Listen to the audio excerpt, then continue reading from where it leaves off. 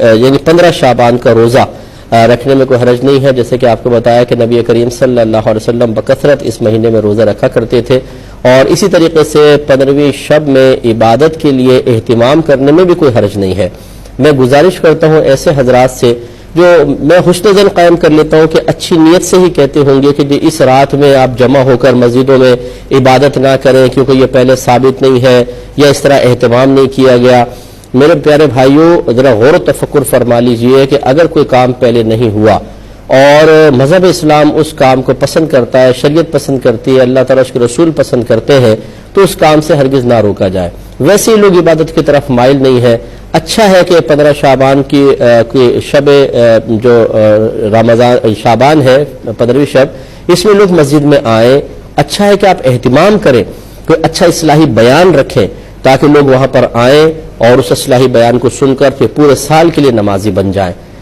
اب اگر یہ کہا جائے کہ یہ پہلے تو یہ تھا نہیں، اب اس طریقے سے اہتمام، تو دیکھیں نوافل پڑھنا پہلے بھی تھا اب بھی ہے، درود شریف پڑھنا پہلے بھی تھا اب بھی ہے، قرآن پاک پڑھنا پہلے بھی تھا اب بھی ہے، راتوں کو جاگنا پہلے بھی تھا اب بھی ہے۔ لیکن اگر آپ کہیں گے خاص 15ویں شعبان کو ہی کیوں، تو اس میں کوئی حرج نہیں ہے کہ اگر لوگ کسی مخصوص وقت کو عبادت کے لیے خاص کر لیں لیکن اسے شریعت کے لازم کردہ کی طرح لازم نہ سمجھیں، اس میں کوئی حرج نہیں ہے۔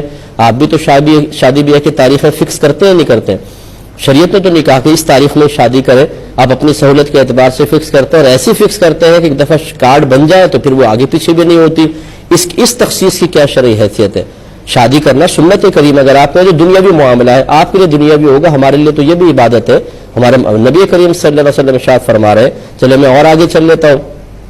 اب اس کا ذرا مجھے جواب دیجئے کہ مسجدوں میں جماعت کے اوقات مخصوص کرنا کیا نبی کریم صلی اللہ علیہ وسلم کے زمانے میں تھا؟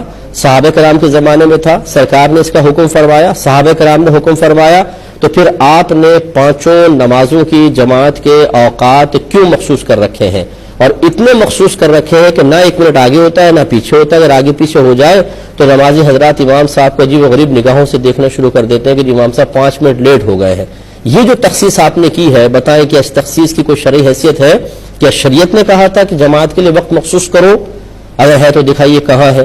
اگر آپ کہیں گے نہیں یہ تو اس لیے ہے نا کہ تاکہ لوگ ایک خاص وقت میں آئیں اور ایک بڑی جماعت ہو جائے، اس کا مطلب ہے کہ کسی مصلحت صحیحہ کی بنا پر اگر شریعت نے کسی وقت کو کسی عبادت کے ساتھ خاص کرنا نہ بھی لازم کیا ہو تب بھی ہم کر سکتے ہیں۔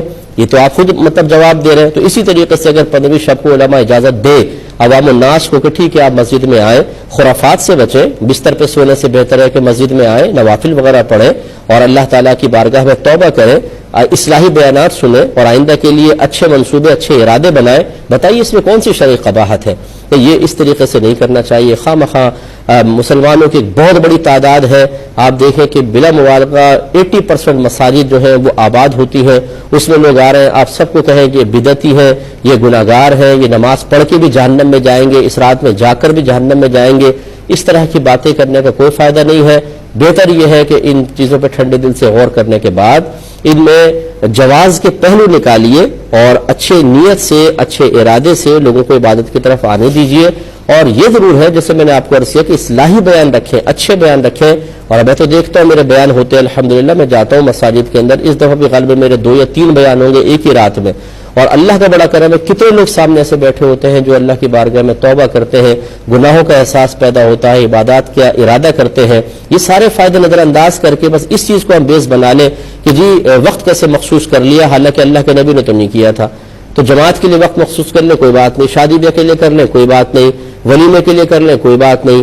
اسی طریقے سے دارالعلوم کے اندر سال شروع ہوگا اس فکس تاریخ میں کوئی بات نہیں، دستار بندی اس تاریخ میں ہوگی کوئی بات نہیں، ختم بخاری اس تاریخ کو ہوگا کوئی بات نہیں، سلیبس یہ والا اتنا، یہ کتاب 6 مہینے تک چلے گی، یہ سال تک چلے گی، یہ ہم تخصیص کر لیں مخصوص کر لیں کوئی بات نہیں۔ یعنی یہاں کوئی بھی بات نہ ہو اور مسلمانوں کی بہت بڑی تعداد مساجد میں آ کر اللہ تعالیٰ کی عبادت کر کے اس کو راضی کرنے کی کوشش کرے تو یہ بدعت ہے، یہ سب جہنم میں جائیں گے۔ تو یہ جہنم میں کیوں نہیں جائیں گے؟ جو تعویل اس کے لیے ہو سکتی ہے وہ اس کے لیے کیوں نہیں ہو سکتی ہے؟ جو جلسے جلوسوں کے لیے وقت مخصوص کیے جا سکتے ہیں تو پھر اس کے لیے وقت مخصوص کرنے میں کون سی قباحت پیدا ہو گئی؟